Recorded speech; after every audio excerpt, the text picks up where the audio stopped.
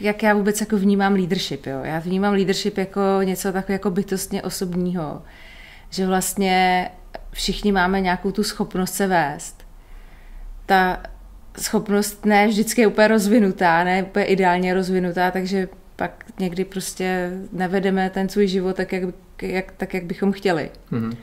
A řekla bych, že to začíná u toho, jak to prostě děláme sami ze sebou. A pak, když to nějak zvládneme a přejde to do nějaké dovednosti, tak teoreticky můžeme prostě se stát lídrama pro někoho jiného, pro někoho dalšího. Jo. Tak jestli teda do toho můžu skočit, tak ten první předpoklad je, že musí být nějakým způsobem OK sám se sebou. Abych mohl někoho jiného víc, jo? Jo, přesně tak, no. Jo, nějaký jako sebepřijetí, jo, nějakou rozumnou představu o svý sebehodnotě a z toho pak jako nějaký sebeuvědomění a sebevědomí, který mě umožní prostě být spíš inspirací pro ty ostatní, než jako někým, kdo by je nějak jako příliš využíval ke svým nějakým cílům, ať už jako sebe lepším třeba. Takže to mi přijde, že jako je hodně důležitý na začátku si uvědomit. A řekla bych, že v dnešní době už převažuje takový ten náhled na ten leadership, jakože to je svýho druhu služba vlastně. Jo. A zase, když se vrátíme k sobě, tak jako když sám sebe dobře vedu, tak je to jako služba pro mě, že jo? To je prostě pro mě, abych mohla vést hezký život a byla spokojená a měla hezký vztahy se všema. Tím pádem, aby se mnou cítili dobře jiní lidi, aby vlastně třeba moje děti mohly být inspirovaný tím, jak to je u nás doma a prostě pak podle toho si třeba zařizovali svý životy.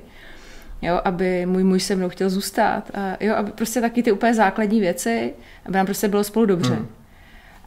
No a Můžu tady do toho skočit. Mě tam napadlo, že když jsi sám se sebou OK, to znamená, že když si uvědomuješ tu svoji hodnotu jako člověka, bez nějakých atributů, že jo, tak nemáš tu potřebu nemáš tu potřebu, že musíš mít vždycky pravdu, že můžeš si dovolit dělat chyby a přiznat, že děláš chyby. Protože jsme jako lídr, že jo, nejsme perfektní. Jo.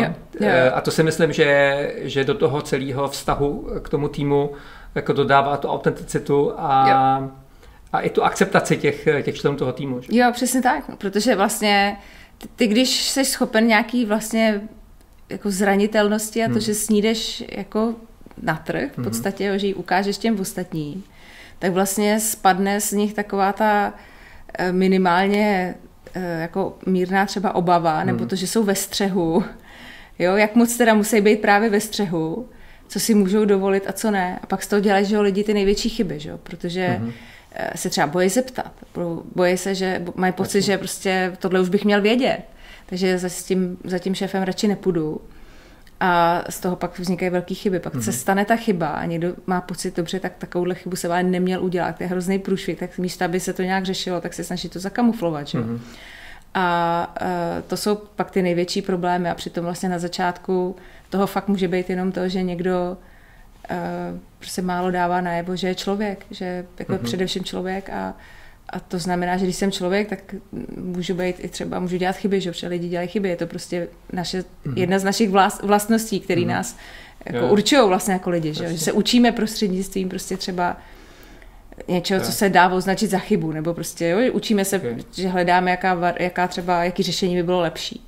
Takže když dělám nové věci, tak je hodně pravděpodobný, že budu dělat chyby, že prostě nevím, jak to dopadne, když je to něco inovativního, tak ty chyby tam jsou jako programový, že? Ty jako víme, že to na poprvé se to nepovede.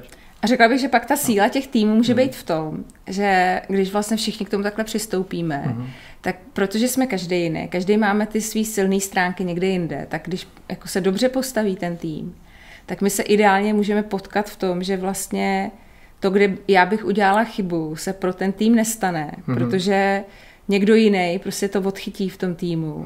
Takže ta chyba vůbec jako třeba nenastane, že jo? Nebo se prostě chytí v situaci, kdy se dáš nějak prostě zpracovat a takhle my se můžeme jako ideálně jako lidi doplnit. Takže když ten tým funguje opravdu dobře, tak třeba, nevím, 12 lidí v týmu prostě by udělalo 12 chyb, ale protože ten tým dobře funguje, tak vlastně se mezi sebou doplněj, podpořejí se, vyřešejí to, takže vlastně jako je to rychlejší, je to jako příjemnější zkušenost, protože přijde řečeno, některé chyby nás pak třeba štvou, že jo, a zastaví nás, můžou nás nějak brzdit.